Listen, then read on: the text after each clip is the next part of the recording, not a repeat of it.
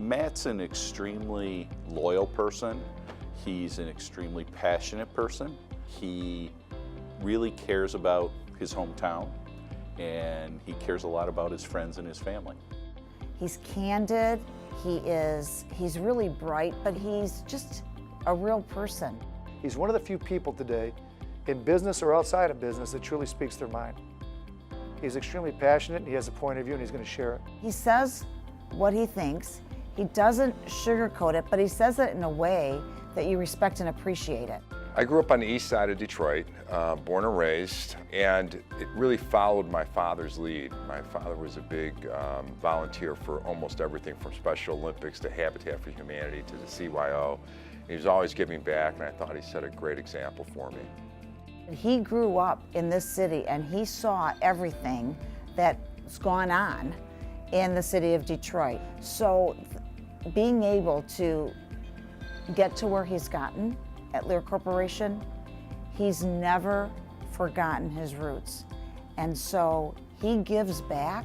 The enjoyment in life that I get, and I know many that work with me at Lear Corporation get, knowing that we're giving back to the communities that we're involved in or live in, and helping those that are less fortunate, that provides a certain joy that's hard to even put in words. What is he not involved in? I've been on multiple boards with him, and it's amazing sitting in a boardroom with Matt.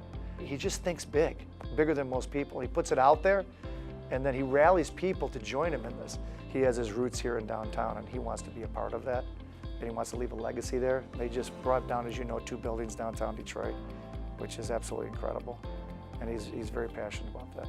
He's also, through his own efforts, worked on improving recreation in the city of Detroit for kids again. He knew how important recreation was for him as a kid, and he hasn't forgotten it. I love seeing the kids enjoy themselves, because I think back to my childhood in the city of Detroit, and I've lived through the best of times and the worst of times, the boom years in the 60s and then the bust years in the 70s. And I remember the enjoyment of going downtown, the Hudson's parades. He's very engaged in the parade company, so Lear has probably the largest, if not one of the largest, floats in the parade. He wants to entertain millions of children and their families.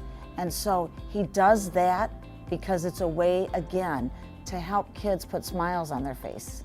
I have a wide range of organizations I'm involved in, whether it's Wayne State, leading their foundation board, United Way, Downtown Detroit Partnership, Focus Hope, or the one that has my heart, which is the Michigan Opera Theater. All great institutions, all providing different services to the community, and all provide, I think, a certain enjoyment to me personally. He's actually done a great job in starting a diversity program at Lear. He treats every person with respect and understands that we all have a story, and he seeks to understand their story. He does the same thing at his company. Strength to me in an organization comes in the diversity of thought, diversity of experiences, diversity of culture.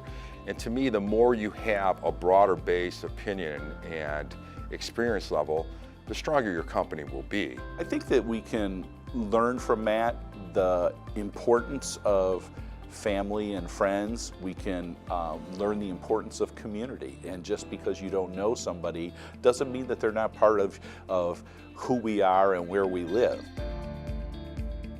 The real leader is Mona. She really is a big part of Matt in terms of all the things that you see here. It's a family that's like that. Let me tell you a story from Mona, his wife, and then I'm going to tell you one from Sydney, his daughter. So Mona would say that probably his biggest hobby is golf, and he plays golf like it's a contact sport. So that's probably the reason he's never asked me to golf with him. And what his daughter would say is that he is passionate about music. So he taught himself to play the guitar. He writes his own music. Matt actually has a great voice.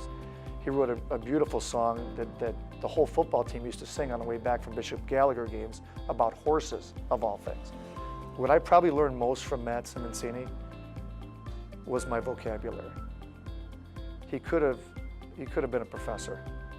He's just so eloquent in the way that he communicates and the words that he uses. For everything that Matt does in terms of giving, there's 3 other things he did that you have no clue about and that he doesn't want you to know about. And he's embarrassed when people find out about. That's just who he is.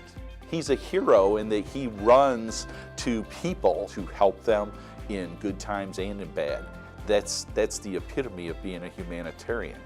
I want to thank the Michigan Roundtable for this, because coming from my hometown, honoring the work that was done in this community, I can't think of a higher honor.